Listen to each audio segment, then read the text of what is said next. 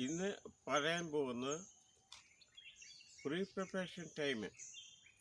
നമ്മൾ കക്കയുടെ മുത്തുകൃഷി ചെയ്യാൻ പോകുമ്പോൾ എവിടെ നിന്നാണ് നമ്മളെ കക്കയെ കൊണ്ടുവന്ന് അവിടുത്തെ വെള്ളത്തിൽ നിന്ന് നമ്മുടെ പുതിയ പോണ്ടിലേക്ക് ഇത് കക്കയെ മാറ്റുകയാണ്.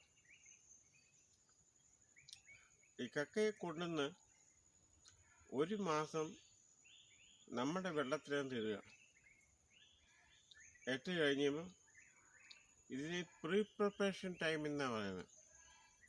അപ്പോൾ ഈ പ്രീ പ്രിപ്പറേഷൻ ടൈമിൽ നമ്മൾ ഈ കക്കയെ കൊണ്ടുവന്നിട്ട് കഴിഞ്ഞാൽ ഒരു പുഴയിൽ നിന്നോ ഒരു പോണ്ടിൽ നിന്ന് വേറൊരു പോണ്ടിലേക്ക് വരുമ്പോൾ ഇതിന്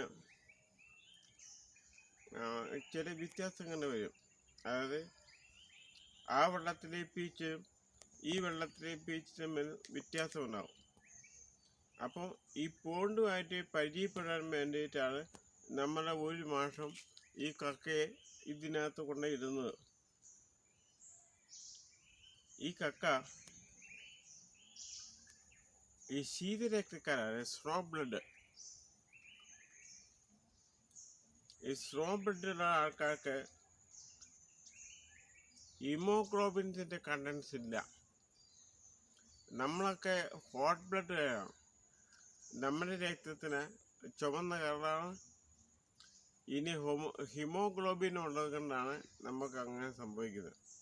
പക്ഷേ ഈ കക്കകൾക്ക് സ്നോ ബ്ലഡ്, അതായത് പാലിനകത്തിലുള്ള രക്തമാണ് ഇതിനുള്ളത്. അപ്പോൾ ഇതിനെ വേറൊരു ജീവി ആക്രമിച്ച് ഇതിന് ശരീരത്തിൽ മുറിവുണ്ടാക്കുകയാണെങ്കിൽ ഈ കക്കകൾ ജീവിക്കില്ല. അതുകൊണ്ട് നമ്മൾ വളരെ സുരക്ഷിതമായിട്ട് ഇതിനെ ആക്രമിക്കുന്ന ഫ്രോഗ്, വെള്ളത്തിലാശാൻ, ഇങ്ങനെ ഈ ജീവികളൊക്കെ ഒഴിവാക്കിയിട്ടാണ് നമ്മളെ വളർത്താൻ. പിന്നെ തന്നെ ഈ കക്ക ഇതിനകത്ത് ജീവിക്കുമ്പോൾ നമ്മൾ ഈ ടാങ്കിൽ ഇതിന് തിന്നാനുള്ള ഭക്ഷണം സൂപ്പ് പ്ലാന്റൻ, സൈപ്രസ് പ്ലാന്റൻ, ഇതെല്ലാം ഇതിനകത്തുണ്ടായിരിക്കണം. ഇതെല്ലാം ഒരു ടാങ്കിനകത്താണ് നമ്മൾ കൊണ്ടുവരുന്നത്. ഒരു ട്രാൻസ്പോർട്ടിനകത്ത് നമ്മൾ ഒരു കക്കയാണ് ഇടുന്നത്. 2 കക്ക ഇടാറില്ല. 2 കക്ക ഇടുന്നുണ്ടെങ്കിൽ അതിനെ കെട്ടിയിട്ട് ഇടാറും. അപ്പോൾ ഒരു കക്കയാണ് ഒരു ടാങ്കിനകത്ത് ഇടുന്നത്. ഇതിന് ഒരു ട്രാൻസ്പോർട്ടിനകത്ത് ഒരെണ്ണമാണ് നമ്മൾ നിക്ഷേപിക്കുന്നത്.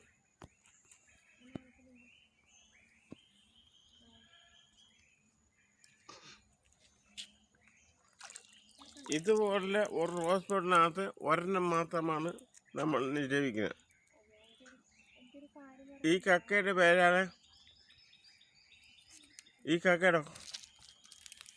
പേരാണ് ലാമിഡൻസ് മാർജിനാലിസ്. ഈ കക്കയാണ് നമ്മൾ ഓപ്പറേഷൻ ചെയ്യാൻ വേണ്ടി കൊണ്ടുപോയിട്ടിരിക്കുന്നത്. ഈ കക്കയിലാണ് നമ്മൾ ഓപ്പറേഷൻ ചെയ്യുന്നത്. അപ്പോൾ ഇങ്ങനെ ഒരു മാസം ഈ കക്ക ഇതിനകത്ത് ഇങ്ങനെ ഇടണം. ഇതിനകത്ത് 2 കക്ക ഇടാറില്ല. അതിന് 2 കക്ക ഇട്ട് ഇവ തമ്മിൽ കടിക്കഴിഞ്ഞാൽ അതിന് ഇത് എപ്പോഴും വാടച്ച് കിടക്കും. അപ്പോൾ നമ്മൾ ഒരു മാസം നമ്മൾ ഇങ്ങനെ ഇതിനകത്ത് ഇട്ടതിന് ശേഷമാണ് നമ്മൾ ഓപ്പറേഷൻ ചെയ്യുന്നത്. ഇപ്പം ഇതിനകത്തൊക്കെ കക്ക ഇട്ടിട്ടുണ്ട്. ഈ ഒരു കക്ക ഇട്ടിട്ടുണ്ട്. ഇപ്പോൾ നമ്മൾ ദിവസവും നോക്കണതോ.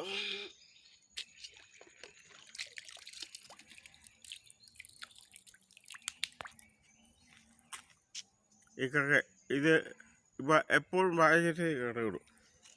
പാചകം പാടിച്ച് കിടവിടും. രാത്രി മാത്രമേ വാങ്ങുള്ളൂ. ഈ രാത്രി ഇത് ഫുഡ് എന്നൊരു ഐറ്റം വെളിയിലേക്ക് വരും. വെള്ളത്തിനല്ല, അയൺ ഓക്സൈഡ്, മഗ്നീഷ്യം സൾഫേറ്റൊക്കെ വലിച്ചെടുക്കാൻ വേണ്ടിയിട്ടാണ് അത് ചെയ്യുന്നത്. അങ്ങനെ ഒരു മാസം കടന്നതിന് ശേഷമാണ് നമ്മളിതിനെ ഓപ്പറേഷൻ ചെയ്യുന്നത്. ഇത് ഈ രീതിക്ക് പറയുന്നത് പ്രീ പ്രിപ്പറേഷൻ ടൈം എന്നാണ് പറയുന്നത്. അവരെ കക്കയെ ഒരു പോണ്ടിൽ നിന്ന് വേറൊരു പോണ്ടിലേക്ക് കൊണ്ടുവന്ന് ആ പൂണ്ടിനെ പരിചയപ്പെട്ടത് 1 മാസം കൊണ്ട് ആ പൂണ്ടുമായിട്ട് താരതമ്യപ്പെടും. അങ്ങനെ ഒരു സംഭവമാണിത്. ഇപ്പോൾ ഇതിനകത്ത് എത്ര മഴ പെയ്താലും ഇത് കവിഞ്ഞൊഴിയല. ഇതിൻ്റെ അടിയിലൂടെ പൈപ്പുകളുണ്ട്. അപ്പോൾ ഇതിനുള്ള ഇതിൻ്റെ ലെവലനുസരിച്ചാണ് വെള്ളം പോകുന്നത്. അല്ല, ഇത് അങ്ങനെ സമയമാണ്. അപ്പം നമ്മൾ മുകളിൽ നിന്ന് വെള്ളം വന്നാലും ഇത് തുറന്നതിന് വെള്ളം വരും.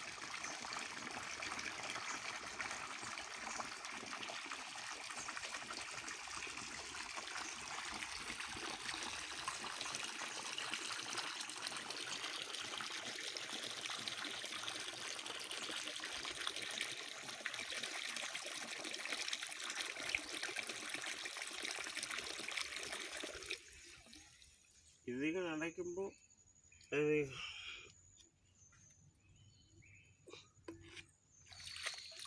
ഇതിൽ കക്കറുണ്ട്. ഇത് തന്നെ പ്രിപ്പറേഷൻ ടൈമിനാണ് അതിന് വേണ്ടി ഇരിക്കുന്നത്.